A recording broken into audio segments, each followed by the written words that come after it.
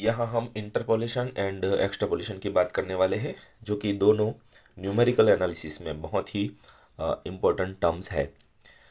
But discussion आगे जाने से पहले, अगर अभी तक आप लोगों ने चैनल को सब्सक्राइब नहीं किया है तो सब्सक्राइब जरूर कर लेना और वीडियो को मैक्सिमम लाइक एंड शेयर करना, ठीक है।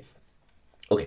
सो जब भी आपने देखा होगा, जब भी इलेक्शंस आती है ना, तब कोई भी न्यूज़ चैनल ओपन करो तो हर एक न्यूज़ चैनल पे यही आता है ना, exit poll exit poll exit poll. तो एग्जिट पोल है क्या? तो एग्जिट पोल बेसिकली एक्स्ट्रापोलेशन दिखा रहा है ना। तो एग्जिट पोल में प्रेडिक्शन कर रहे हैं कि रिजल्ट डिक्लेयर होने से पहले वो प्रेडिक्शन कर रहे हैं। सो रियल लाइफ में भी हर एक फील्ड में मैक्सिमम प्रेडिक्शन बहुत इंपॉर्टेंट रोल प्ले करता है। कैसे?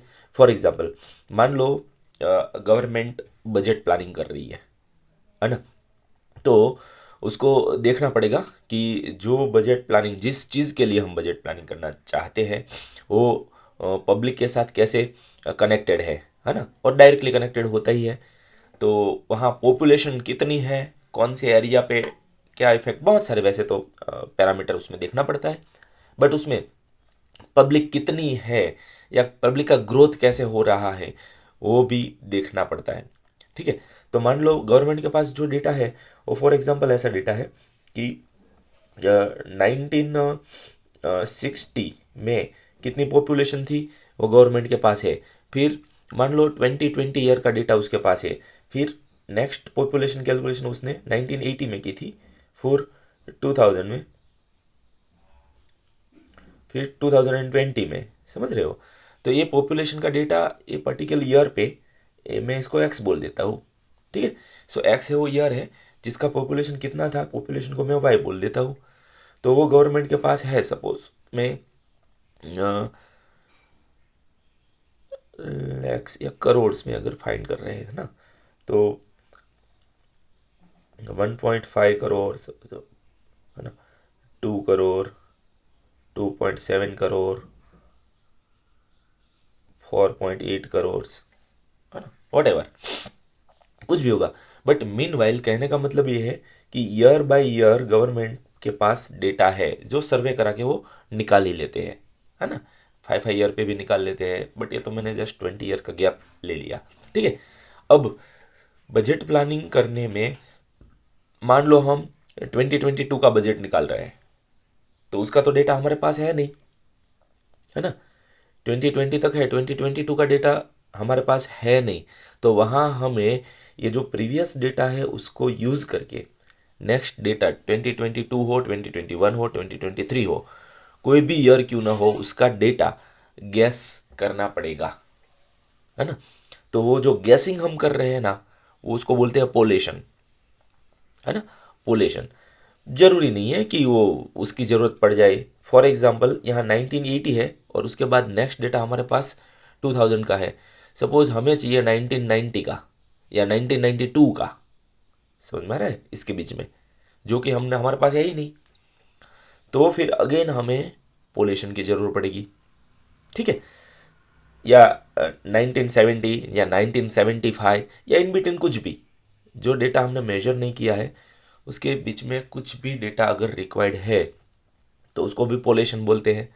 बट यस, अगर विद इन द डेटा, जो डेटा हमारे पास है उसके इनसाइड, इन बिटवीन डेटा हम अगर फाइंड कर रहे हैं तो उसको बोलते हैं इंटरपोलेशन, ठीक है। सो 1960 से लेके 2020 तक इन बिटवीन कोई भी डेटा अगर हम फाइंड करना चाहते हैं तो उसको बोलते हैं इंटरपोलेशन। आई थिंक इंटरपोलेशन क्या है वो समझ में आ रहा होगा, ठीक है। और outside the data, outside the data का मतलब क्या हुआ? 1960 से पहले का डेटा अगर चाहिए, जो कि वो हमारे पास है ही नहीं, है ना। या फिर 2020 के बाद का डेटा चाहिए, वो भी हमारे पास नहीं है ना। तो ये जो दोनों साइड है, आउटसाइड द ऑब्जर्वेशन, जिसका डेटा हमारे पास है ही नहीं, उसके अलावा या तो प्रीवियस डेटा चाहिए या नेक्स्ट डेटा चाहिए, तो उसको बोलते हैं एक्स्ट्रापोलेशन, ठीक है। सो बिफोर, मैं ऐसे लिख देता हूँ, बिफोर 1960 और आफ्टर 2020, इसको हम क्या बोलते हैं? Extrapolation, extrapolation. ठीक है, ओके। सो ये तो मैंने बस पॉपुलेशन का एक एग्जांपल ले लिया, अदरवाइज बहुत सारे एग्जांपल्स तो होते हैं। जहाँ भी प्रैक्टिकल करते हैं वहाँ हमारे पास ऑब्जर्वेशंस आते हैं, है ना।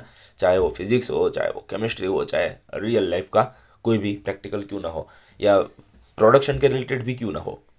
समझ में आ रहा है? मान लो हम एक्स को बोल देते हैं प्रोडक्शन, है ना, तो कितना प्रोडक्शन हर साल हम करते हैं, तो ईयर बाय ईयर प्रोडक्शन का डेटा है हमारे पास, और प्रोडक्शन हमारे कंट्रोल में होता है, ठीक है।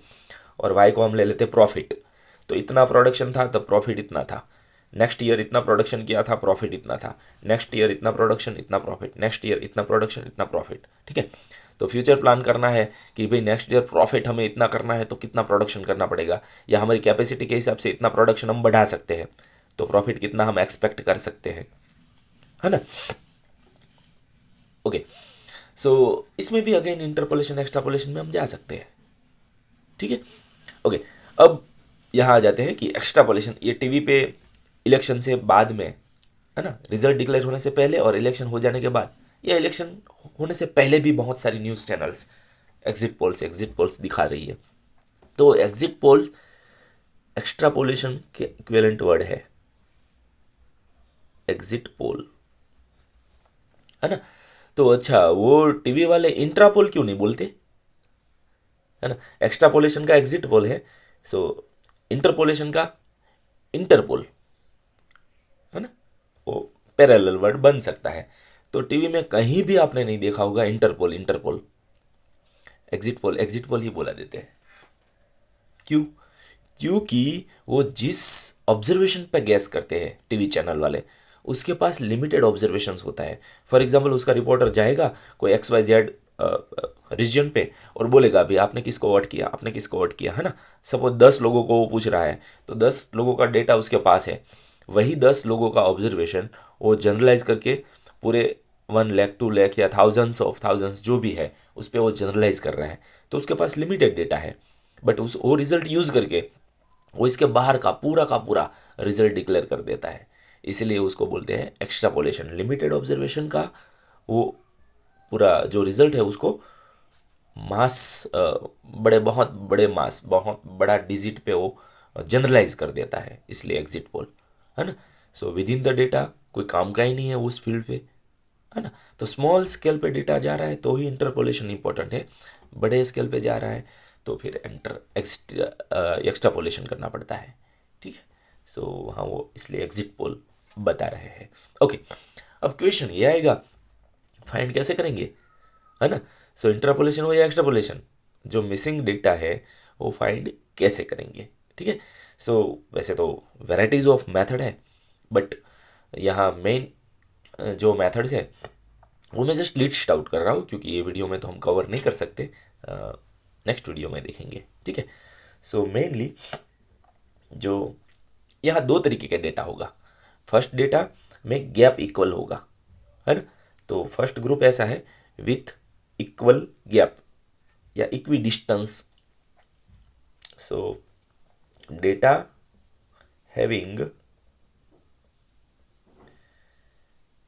इक्वल गैप या सेम गैप, सेम डिस्टेंस या गैप, है ना। सो यहाँ हम देख सकते हैं जो एग्जांपल दिया था ना उसमें, जो 1960 था, फिर 1980, यानी कि गैप कितना था 20 का। फिर 1980 के बाद 2000, गैप कितना था 20 का। 2000 के बाद 2020, गैप कितना था 20 का। तो इस टाइप का अगर ऑब्जर्वेशन हमारे पास है तो उसको बोलते हैं डेटा हैविंग सेम डिस्टेंस, ठीक है। और वो सेम डिस्टेंस है उसको हम बोलेंगे एच। ओके, सो ये केस में एच हमारा हो जाएगा 20। चलो मैं लिख ही देता हूँ, यहाँ एच 20 है, गैप को हम एच बोलेंगे सिंबॉलिकली, ठीक है। ओके, अब यहाँ हमारे पास वैसे तो मोस्ट कॉमनली, है ना, प्रीवियस स्टैंडर्ड्स में या ग्रेजुएशन लेवल पे 3 मेथड्स आती है, बट फिर डिपेंड, है ना। तो मोस्ट कॉमनली अगर हम बीटेक की बात कर रहे हैं तो तीन मेथड ज़्यादातर पढ़ाई जाती है। वो तीन मेथड कौन कौन से हैं वो मैं जस्ट यहाँ लिख रहा हूँ। पहली मेथड है Newton's forward interpolation formula. Newton's forward interpolation formula.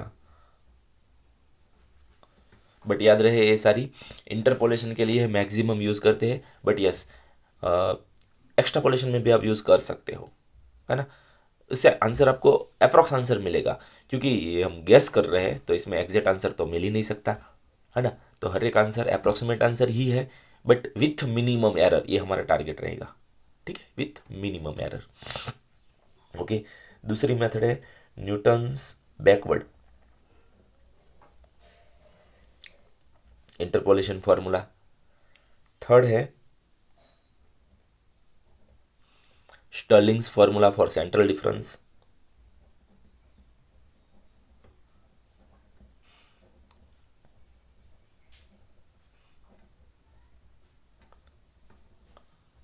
Central difference, ठीक है। तो ये है इक्वल गैप के साथ डेटा, यानी कि इस तरीके का डेटा दिया है तो ये तीन मेथड से हम इंटरपोलेशन या एक्स्ट्रापोलेशन कर सकते हैं। सो यहाँ मेनली ये जो न्यूटन्स है फिर स्टर्लिंग है, ये तो सब नाम है मैथमेटिशियंस का जिसने इन्वेंशन किया होगा, ठीक है। तो मेनली ये जो वर्ड्स आ रहा है वो मैटर करता है फॉरवर्ड, बैकवर्ड, सेंट्रल, है ना। तो उस पर पूरा गेम है, ठीक है। बट यस अभी हम ये वीडियो में नहीं कवर करने जा रहे हैं क्योंकि ज़्यादा लॉन्ग हो जाएगा इसलिए, ठीक है। सो इसमें से यस आप लोगों को कौन सी मेथड रिक्वायरमेंट है एज पर योर कोर्स, है ना। आपके कोर्स के हिसाब से न्यूटन फॉरवर्ड इंटरपोलेशन देखनी है तो आप वो कमेंट बॉक्स में डाल देना, उस पर एक वीडियो बना देंगे। बैकवर्ड डिफरेंस इंटरपोलेशन देखनी है, लिख देना। स्टर्लिंग देखनी है, लिख देना। सारी फार्मूला बहुत आसान है, तो डेरिवेशन के साथ, है ना, फार्मूला कैसे याद रखें सिम्बोलाइजेशन के साथ हम डाल देंगे वीडियो। और अगर पर्टिकुलर एग्जाम्पल सॉल्व करना है और डाउट आ रहा है, नहीं समझ में आ रहा है, तो भी मुझे भेज सकते हो, ठीक है। हम ट्राई करेंगे सॉल्व करने का। ओके, तो ये तो था हमारा first group, data having same gap. But जरूरी नहीं है ना कि गैप सेम ही हो, है ना। गैप सेम नहीं भी हो सकता है, तब वो केस उस टाइप का डेटा है तो कैसे करेंगे, तो उसके लिए हम सेकेंड ग्रुप में जा रहे हैं। सो मैं यहाँ लिख देता हूँ सेकेंड ग्रुप या सेकेंड पार्ट, ठीक है। तो यहाँ क्या होगा, data not having same gap, data not having same gap या सेम डिफरेंस या सेम डिस्टेंस, ठीक है। ओके, सो यहाँ हमें एच नहीं मिलेगा, H not maintain,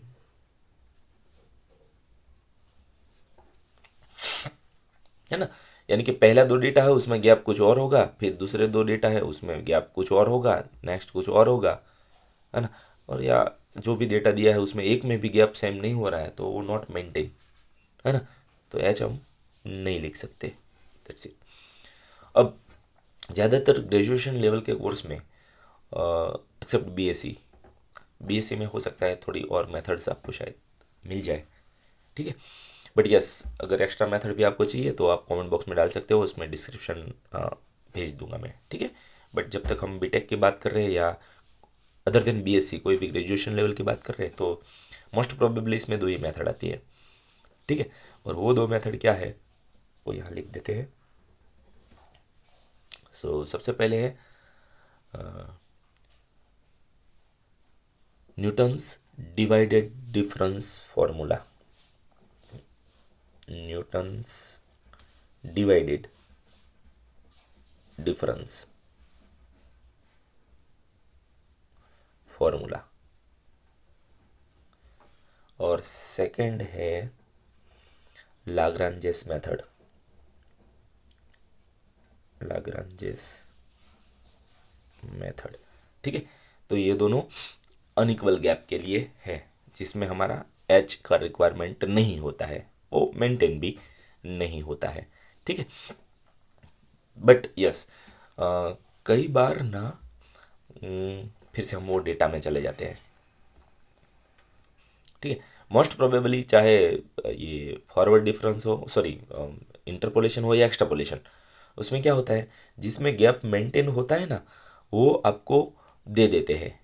for example question ये होगा कि भाई 1975 में कितनी पॉपुलेशन होगी वो फाइंड करो, है ना। तो ऑब्वियसली इसके बीच में डेटा रिक्वायर्ड है, इसलिए इंटरपोलेशन बोलेंगे हम इसको। बट क्या है, एक्स का डेटा दे दिया है, यानी कि ईयर आपको दे दिया है, कौन से ईयर का डेटा चाहिए वो आपको दे दिया है, आपको पॉपुलेशन फाइंड करनी है, यानी कि वाई फाइंड करना है।